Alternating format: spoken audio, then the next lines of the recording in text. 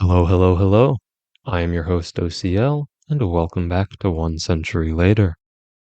Today we'll be taking a look at all events from October 4th to October 10th, 1925. As with last week, all of my sources are in the description down below. Sunday, October 4th, 1925. The Soviet Union ended prohibition on this day, 11 years after restrictions were placed on the manufacturing of alcohol. Also on this day, the Hama uprising began in the French Mandate of Syria. Captain Fazi al-Qaiji led a group of Syrian rebels against the French soldiers and installations in Hama. The uprising occurred after French troops left to defend Hauran and before more French troops had come to defend Hama. Also on this day, the Finnish Navy torpedo boat S2 capsized in a heavy storm. The seabed where the ship sank rose steeply, causing higher waves than expected. These high waves, the heavy storm, and possible structural damage to the ship caused S2 to sink, taking with it the lives of all 53 crew members on board. Monday, October 5th, 1925. The Hama uprising quickly swept over the city until only the French headquarters remained. However, the French used their air superiority to bomb Hama, and the locals persuaded Fazi al-Qaiji and his rebels to withdraw from Hama to prevent further destruction. The rebels took refuge in the surrounding countryside and waged guerrilla war on the French troops and communication lines.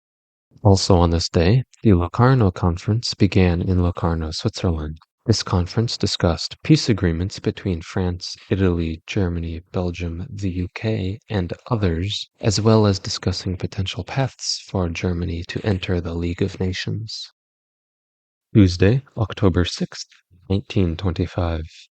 The Victor orthophonic Victrola was first shown to the public. This was the first consumer phonograph designed to play electrically recorded phonograph records. The Victrola was rightly considered to be a step forward in the reproduction of recorded audio.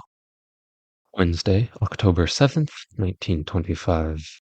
France and Germany reached a stalemate during the Locarno Conference. France wanted Germany's assurance that in the event of war, Germany would allow France's military to pass through Germany untouched, to protect Poland or Czechoslovakia if they were under attack, and Germany was unwilling to agree to these terms. Thursday, October 8th, 1925. Nothing of historical precedent happened on this day. Friday, October 9th, 1925. The Italian state prosecution absolved the charges on 24 officials for the June 10th, 1924 assassination of Giacomo Matteotti, stating that the officials might have had a part in isolating and exiling Matteotti. There was no conclusive evidence in their participation with his death.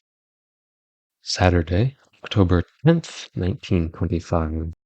The Palace Museum opened in Beijing, China, in the Forbidden City, the imperial palace and the home of the Ming and Qing dynasty emperors from 1420 to 1924. The museum housed 1.17 million pieces of artwork when it opened 100 years ago. However, World War II and the Chinese Communist Revolution saw some of the artwork moved to Nanjing and Taipei, respectively.